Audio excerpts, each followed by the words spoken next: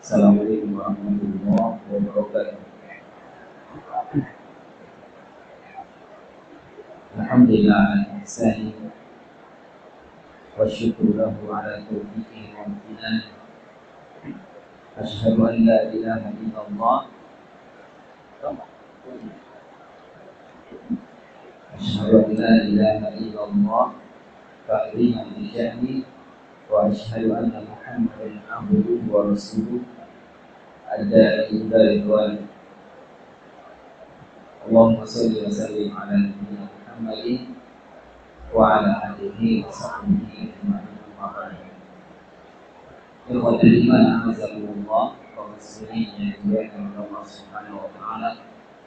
Kita bersyukur kepada Allah atas segala nikmat dan karunia yang Allah Subhanahu wa taala berikan kepada kita berupa iman, beriman, beribadah, bersembah sujud hanya kepada Allah Subhanahu wa taala. Dan ini adalah nikmat yang paling agung dan paling besar. Karena Nabi sallallahu alaihi wasallam bersabda, "La tadkhulul jannata hatta tu'minu." Kalian wahai manusia tidak akan pernah masuk ke dalam surga sampai kalian beriman kepada Allah Subhanahu wa taala.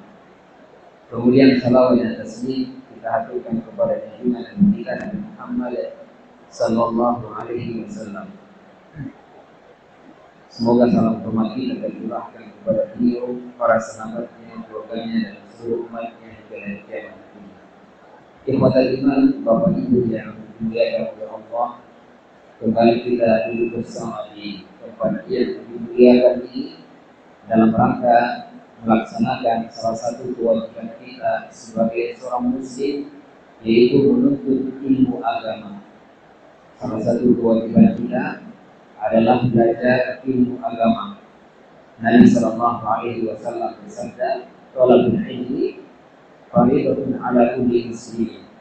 Menuntut ilmu agama adalah kewajiban bagi setiap muslim. Sehingga ketika kita duduk di tempat ini jamaah sekalian untuk belajar ilmu agama, maka pada hakikatnya kita sedang berusaha untuk mewujudkan, melaksanakan salah satu kewajiban kita sebagai seorang muslim, yaitu belajar ilmu agama. Dan Nabi sallallahu alaihi wasallam juga memberikan ganjaran yang besar bagi orang yang mau belajar ilmu agama. Nabi sallallahu alaihi wasallam bersabda, "Man salaka tariqan yaltamisu fihi ilman, sahhalallahu lahu bihi tariqan ilal jannah." Siapa yang menempuh satu jalan untuk belajar ilmu agama, maka Allah Subhanahu wa taala akan mempermudah jalannya menuju ke dalam surga. Jamaah yang dimuliakan Allah, saya tahu suara saya kedengaran ya? Kedengaran ya? Iya. Ini pas-pas hujan turun. Biasanya kalau di Saudi Arabia hujan turun, kajian tidur. Kalau kita tetap lanjut ya kita tetap lanjut. Jamaah yang dimuliakan Allah, kita lanjutkan pengajian kita. Di antara sebab-sebab istiqomah kita sebutkan, ya, yang pertama mencari teman yang baik, ya, teman bergaul yang baik.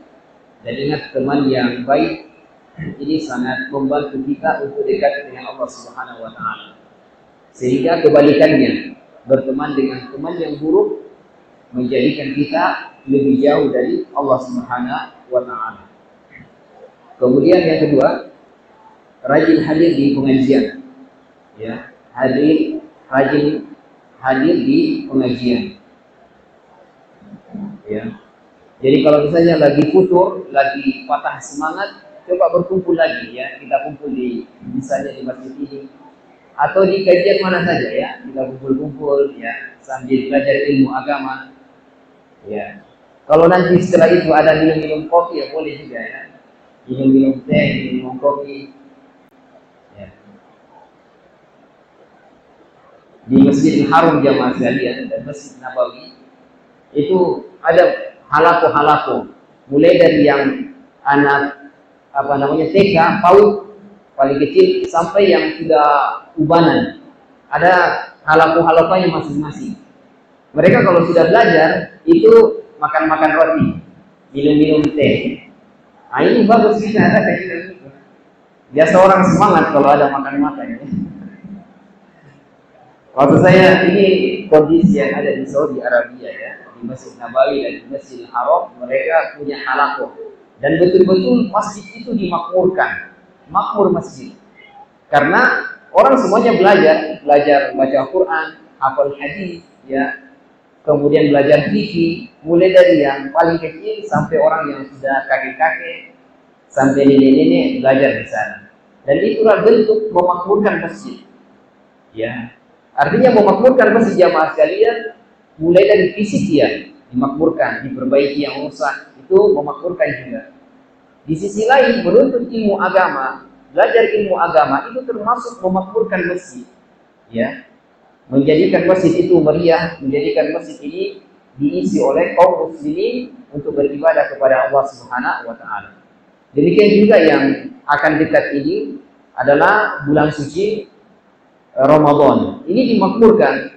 Ya, apalagi di 10 terakhir bulan suci Ramadan, karena di dalamnya ada malam Lailatul Qadar yang lebih baik daripada 1000 bulan. Itu dimakmurkan. Orang baca Quran di masjid, duduk bersama-sama. Kadang kalau kita berjamaah sekali itu kita kuat, kita semangat. Tapi kalau kita beribadah sendirian itu kadang lemah. Ya, sehingga Nabi mengatakan al-muslim qawiyun bil jamaah. Orang muslim itu kalau dia berjamaah dia kuat. Ya, dia susah untuk digoda oleh setan. Makanya Nabi dalam hadis yang lain mengatakan la salata liman shalla khalfas saffi. Tidak ada salat bagi orang yang sholat sendirian di belakang. Jadi di sini banyak jamaah, masih ada satu di bagian sana kosong. Pas dia masuk, dia tidak isi di sana, dia isi sendirian di belakang. Kata Nabi, orang yang seperti ini tidak sah sholatnya. La sholata, tidak sah sholatnya. Maksudnya di sini jamaah sekalian bukan berarti tidak sah, tapi maksudnya pahalanya kurang. Pahalanya kurang dan dia mudah digoda oleh setan karena dia sendiri. Ya. Sehingga ketika kita beribadah dalam keadaan berjamaah itu jauh lebih semangat jamaah sekalian daripada beribadah dalam keadaan sendiri. Baik, ikhwata liman azakumullah. Kemudian yang ketiga, banyak berdoa kepada Allah Subhanahu wa taala agar kita istiqomah dalam beribadah kepadanya. Di antara doa yang bisa kita baca adalah ya muqallibal qulub tsabbit qulubana ala dinika wa ta'atika. Ya muqallibal qulub, sudah hafal belum?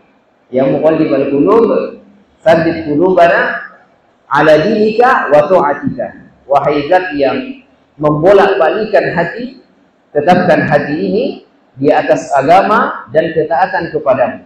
Ini selalu dibaca. Jadi kalau di rumah kemudian malas-malas datang ke masjid, baca doa ini. Ya muqallibal qulub tsabbit qulubana ala dinika wa ta'atika. Dan ini doa bisa dibaca ketika kita sedang sujud, ya. Kemudian Rabbana la tuzigh qulubana ba'da idh hadaitana. Ya. Rabbana la tuzigh qulubana ba'da idh hadaitana. Doa yang paling sering dibaca di surat Al-Fatihah. Apa bunyinya?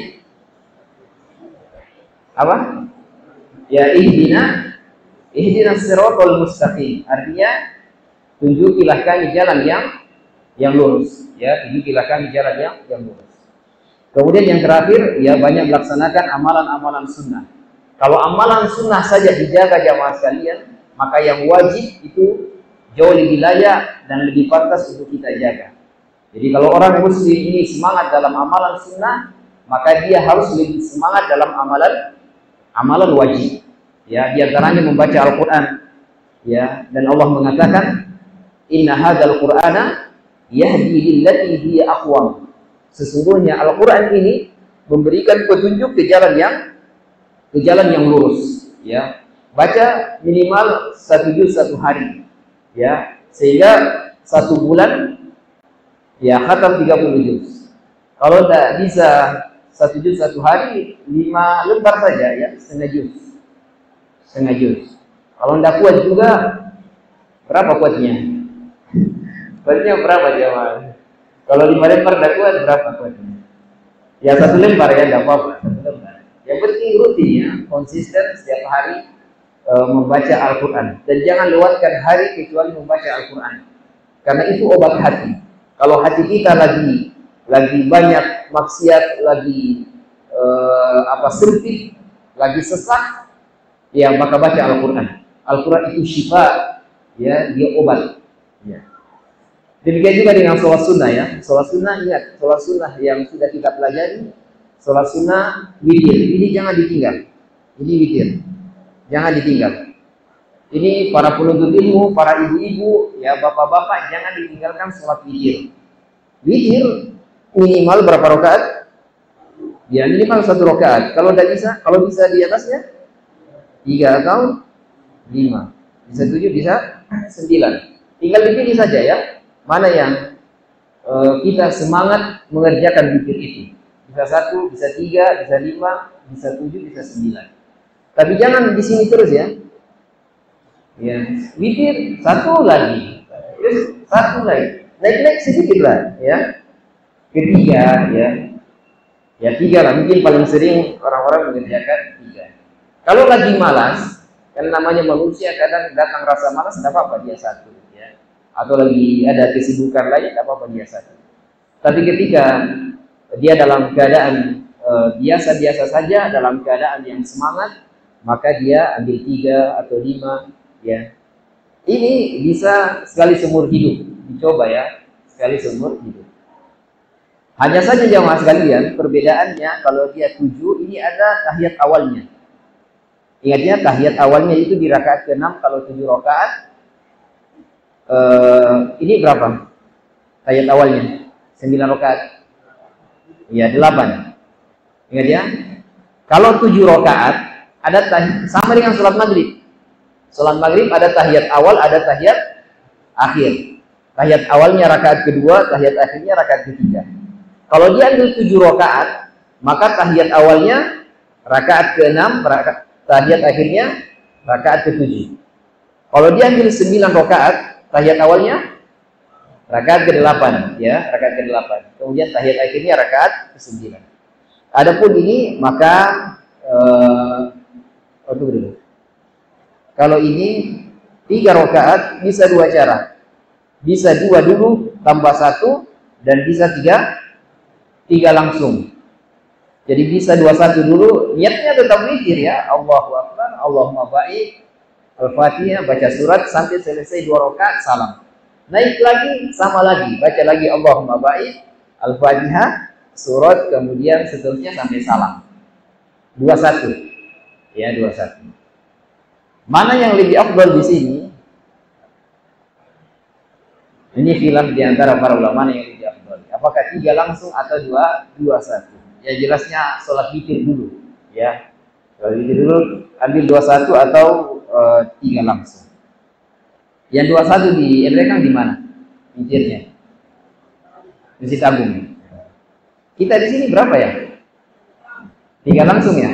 Ya 3 langsung. Baik, kemudian 5 rakaat ini 1 kali ya, 1 kali langsung salam. Demikian juga yang sekalian dengan sholat subuh ya, qobliyah subuh dijaga ya, qobliyah subuh 2 rakaat sebelum sholat subuh dijaga, karena Nabi SAW mengatakan 2 rakaat sebelum sholat subuh lebih baik daripada dunia dan segala isinya. Ingat ya, lebih baik daripada dunia dan segala isinya. Kalau ada seorang muslim, dia bekerja 1 hari, dia dapat 200.000 misalnya. Dia banting tulang ya. Dia banting tulangnya dari pagi sampai sore. Artinya dia bekerja keras. Ya, ketika sore hari dia dikasih upah 200.000. Dia bawa pulang, dia kantongi. Dia senang. Sampai di rumahnya ternyata kantongnya robek. 200.000-nya hilang. Kira-kira dia sedih atau tidak? Oi, masih Pak ya. Masihnya 200.000 banting tulang tadi, ya untuk tidak banting daging. 200.000 hilang. Maka dia menyesal. Coba bayangkan dengan orang muslim yang dia ketinggalan 2 rakaat sebelum sholat subuh. Misalnya dia bangun pas jam 6 pagi. Dia ketinggalan 2 rakaat sebelum sholat subuh. Seakan-akan biasa-biasa kanar. Seakan-akan tidak ada yang hilang di dalam kehidupannya. Seakan-akan hidup ini lengkap. Tidak ada yang berkurang sama sekali. Tapi tadi 200.000 hilang, masih nyawa. Ya, ini menunjukkan bahwa kecintaan seseorang kepada dunia itu jauh lebih besar daripada akhirat. Kan begitu? Sehingga Nabi ingat, perhatikan ya, hadisnya luar biasa. 2 rakaat sebelum sholat subuh lebih baik daripada dunia dan segala isinya. Saking pentingnya 2 rakaat sebelum sholat subuh ini jamaah sekalian, sehingga Nabi menyuruh kita untuk bisa mengqadanya, diganti kalau terlewatkan. Hadis yang pertama, hadis dari sahabat Qais. Sahabat Qais ini dia sholat subuh bersama Nabi. Setelah salam, sholat subuh ya, setelah salam, dia juga ikut salam karena dia tidak masbuk. Tapi dia sholat lagi setelah itu 2 rakaat. Maka Nabi panggil, kemudian Nabi bertanya, itu sholat apa? Kata sahabat ini, itu saya belum mengerjakan 2 rakaat sebelum sholat subuh. Maka itulah 2 rakaat sebelum sholat subuh yang saya kerjakan. Maka Nabi mendiamkan. Artinya boleh. Artinya boleh. Ini yang pertama ya. Ini perbuatan sahabat tapi dibenarkan oleh Nabi SAW. Hadis yang kedua jamaah sekalian, karena kata Nabi SAW, siapa yang terlewatkan 2 rakaat sholat sunnah sebelum sholat subuh, falyusallihima ba'da ma tatlu asy-syamsu. Maka dia kerjakan setelah matahari terbit. Dia kerjakan setelah matahari terbit. Jadi misalnya bangun di qomat, tidak ada kesempatan lagi qobliyah subuh. Datang ke masjid sholat berjamaah, mungkin setelah salam dia duduk-duduk berzikir baca Al-Quran. Setelah matahari terbit, baru dia sholat 2 rakaat sebelum sholat subuh. Tapi dikerjakan setelah sholat subuh, ya, setelah matahari terbit. Ada 2 caranya ya. Jadi ini setelah matahari terbit. Para ulama khilaf mana yang lebih afdol dari kedua ini, ya. Namun yang paling afdol dari kebanyakan para ulama yang memilihnya adalah yang ini, yaitu setelah matahari terbit. Alasannya kenapa? Karena yang pertama ini yang kerjakan siapa? Yang pertama Nabi atau sahabat? Sahabat yang kerjakan. Yang kedua ini siapa yang sabdakan, yang berbicara?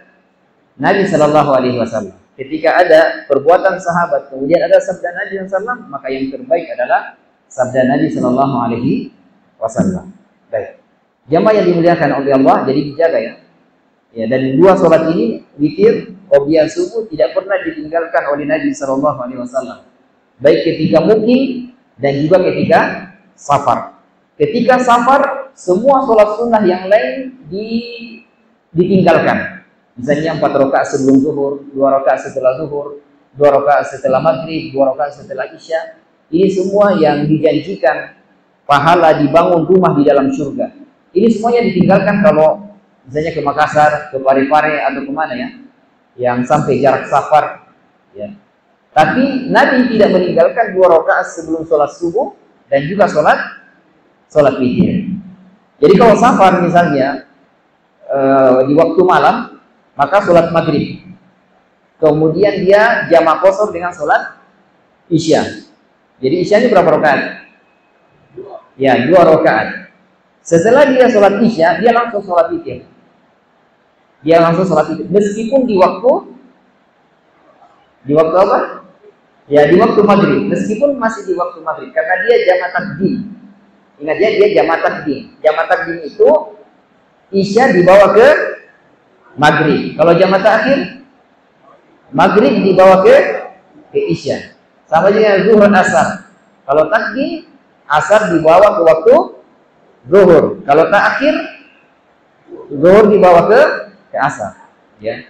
Jadi sholat witir itu diikat dengan sholat isya.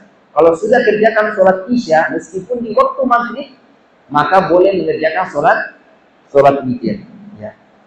Baik, dan amalan sunnah yang lainnya jamaah sekalian itu dijaga. Kemudian jamaah sekalian, pembahasan yang paling akhir adalah dalam hadis Riyadhus Shalihin adalah tidak ada orang yang masuk ke dalam surga karena amalannya. Ya, tidak ada orang yang masuk surga karena amalannya. Kata Nabi sallallahu alaihi wasallam, la yadkhulu ahadan minkum amaluhu. La yudkhilu ahadan minkum amaluhu al-jannah. Adapun yang hadis ini yang dijelaskan itu adalah ketika orang beramal maka gantinya surga. Ingat ya, gantinya surga. Maka itu yang ditiadakan. Paham sendiri? Misalnya orang sholat, oh kamu pasti masuk surga. Orang puasa, oh pasti kamu masuk surga. Maksudnya kalau dia beramal maka gantinya surga. Itu yang ditiadakan di dalam hadis ini. Yang tidak dibolehkan. Ya. Adapun ayat itulah surga yang diwariskan untuk kalian gara-gara amal karena sebab. Ingat ya, amalan sebagai apa? Sebagai sebab. Sehingga ya, amalan ini sababan. Ini sababan, sebab. Kalau ini yang dimaksud sebagai ganti surga, iwadon. Iwadon artinya ganti. Maka ini yang tidak dimaksud dalam hadis ini. Jadi yang dimaksud dalam hadis ini bahwa amalan itu tidak bisa mengganti surga. Karena surga itu mahal. Kata Nabi, mala ainun ru'at, surga itu tidak pernah dilihat oleh mata, wala udhunun sami'at, tidak pernah didengar oleh telinga, wala khatara ala qalbi bashar, dan tidak pernah terbetik di dalam hati. Itu nikmat surga. Sekarang kita sholat maghrib ya. Rakaat pertama tadi saya baca surat apa? Rakaat pertama tadi saya baca surat apa? Banyak yang lupa kan? Ya, bisa jadi ketika sholat Allahu Akbar pikirannya melayang-layang kemana-mana.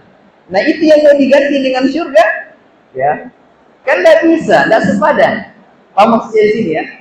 Kita ini subhanallah jamaah, dosa kita ini banyak sekali. Amalan kita berantakan, tapi cita-cita kita mau masuk ke dalam surga. Tapi kalau sholat jasadnya di masjid, tapi rohnya gentayangan di mana-mana. Pikir utang, pikir masalah, pikir ini, pikir itu. Kita tidak pernah khusyuk jamaah sekalian. Sehingga inilah yang dimaksud. Amalan tidak bisa mengganti surga, ya. Tapi amalan bisa menjadi sebab seseorang masuk ke dalam surga. Semua orang masuk ke dalam surga itu karena rahmat dari Allah Subhanahu wa taala. Ya. Allahu a'lam bishawab. Ini pembahasan yang paling akhir jamaah sekalian pada pembahasan al-istiqomah, ya, al-istiqomah. Baik, saya kira demikian jamaah sekalian. Ya, semoga yang sedikit ini bermanfaat untuk semuanya.